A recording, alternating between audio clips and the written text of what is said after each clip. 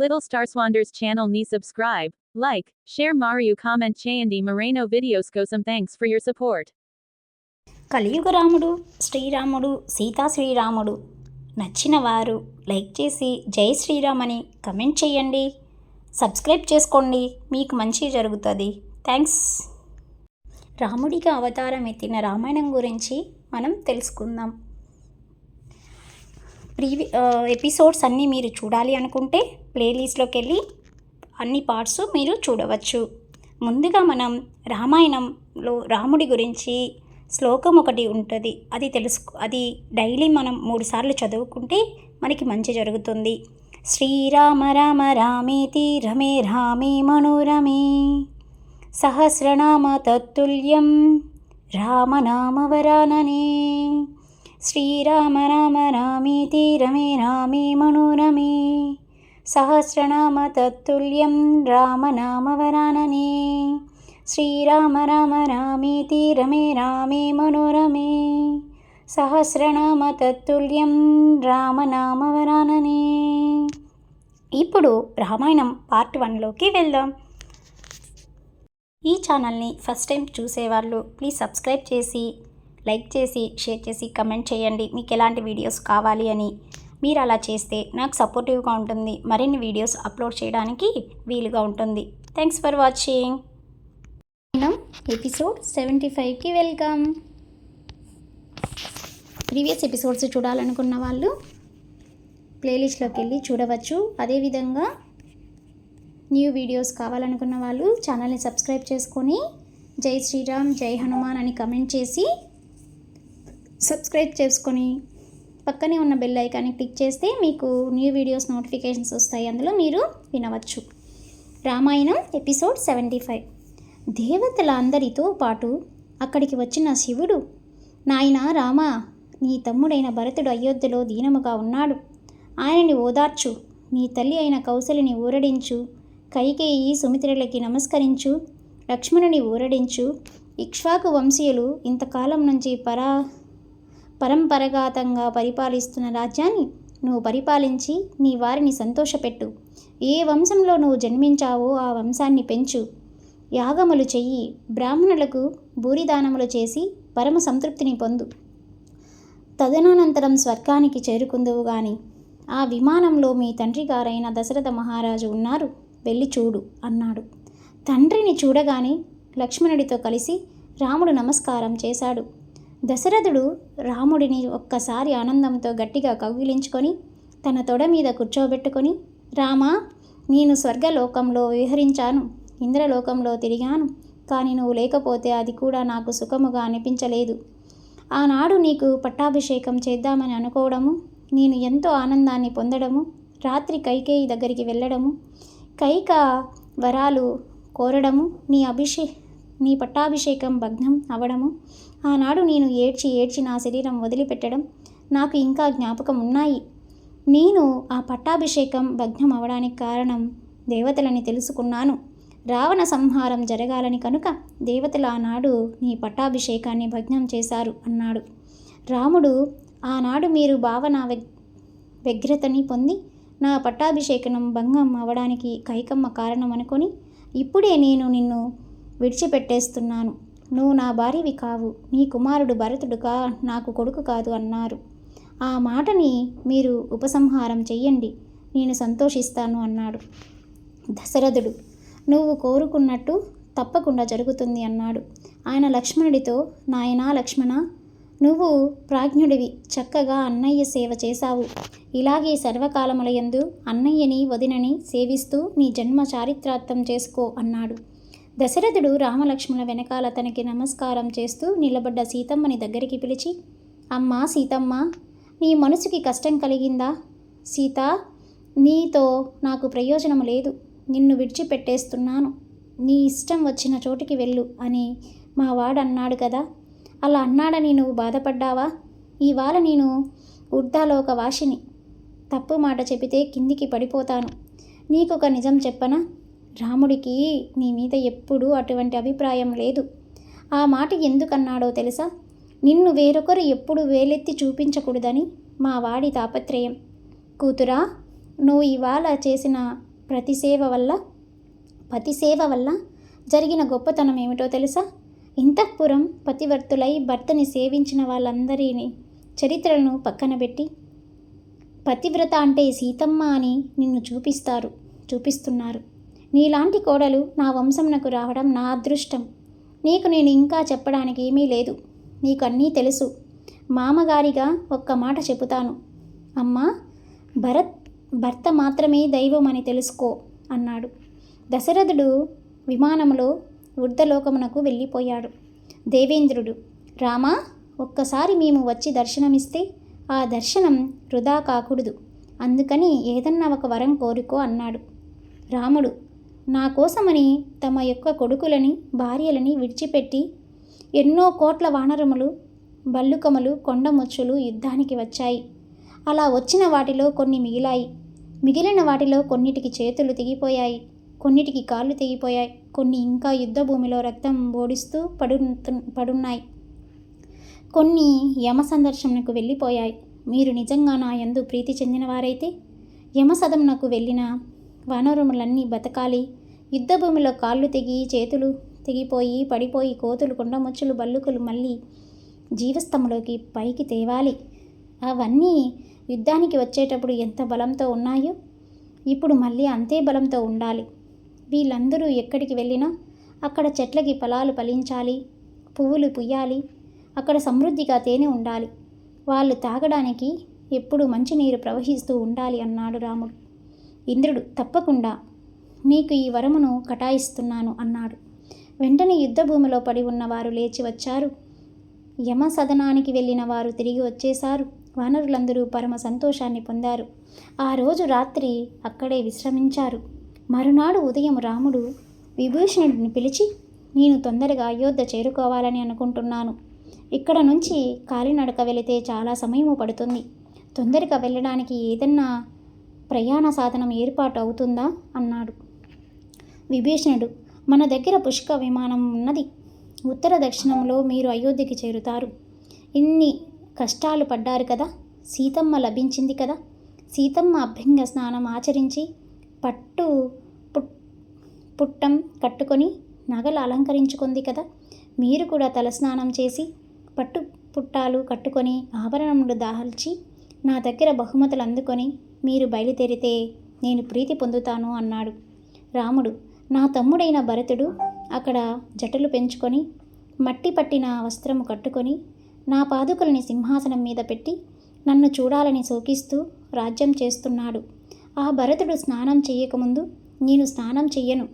భరతుడు పట్టుపుట్టం కట్టుకోకముందు నేను కట్టుకోను. భరతుడు ఆభరణాలు పెట్టుకోకముందు నేను పెట్టుకోను. నాకు తొందరగా భరతుడిని చూడాలని ఉన్నది అన్నాడు. విభీషణుడు వెంటనే పుష్క విమానాన్ని ఏర్పాటు చేశాడు. రాముడు ఆ విమానాన్ని అధిరోహించాక, మీరందరూ నా కోసం చాలా కష్టపడ్డారు. ఇక మీరు విశ్రాంతి తీసుకోండి, నేను బయలుదేరుతాను అని చెబుతుండగా అక్కడున్న వాళ్ళందరూ అన్నారు, మిమ్మల్ని విడిచిపెట్టి మేము ఉండలేము. మేము మీతో అయోధ్యకి వచ్చేస్తాము. మేము అక్కడ ఎక్కువ రోజులుండి మిమ్మల్ని ఇబ్బంది పెట్టము. మిమ్మల్ని కన్న కౌసల్యని ఒక్కసారి చూడాలని ఉన్నది. మీరు పట్టాభిషిక్తులై సింహాసనం మీద కూర్చుంటే చూడాలని ఉన్నది అన్నారు. విశాల హృదయుడైన రాముడు సరే అనేసరికి అక్కడున్న వాళ్ళందరూ ఆ పుష్ప విమానంలోకి గబగబా ఎక్కారు. ఆ విమానం ఆకాశంలోకి ఎగిరిపోయింది. అప్పుడు రాముడు సీతమ్మకి ఆ పుష్పక విమానం నుండి కిందికి చూపిస్తూ, సీత, ఇదే నేను రావణ్ణి పడగొట్టిన ప్రదేశం. అదిగో అది కుంభకర్ణి పడిపోయిన ప్రదేశం. అది నరాంతకుడు పడిపోయిన ప్రదేశం. ఇది హనుమ విరుక్షపడి పడగొట్టిన ప్రదేశం. ఆ సముద్రంలో ఉన్న సేతువుని మేము వానరులం కలిసి నిర్మించాము.